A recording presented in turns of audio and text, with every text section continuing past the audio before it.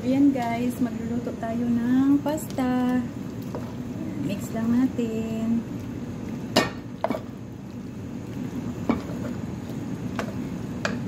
Kaya nagdagdag tayo ng cheese ng ating gamit, dari cheese. Tapos na natin mix, ililipat natin sa Pyrex. Yan, ililipat natin sa Pyrex. Wow!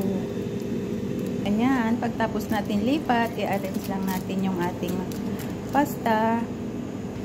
Pag matapos natin arrange, lagyan natin sa taas ng dari cheese ulit. Din tatakpan natin ng aluminum foil. Ayan na, natakpan na. Ilalagay na natin sa oven. Tina, nailagay na natin sa oven. After 15 minutes, kukunin na natin. Taran! Aywa!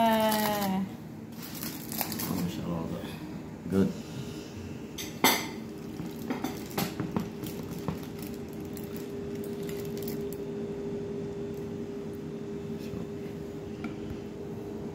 Hi! Hello!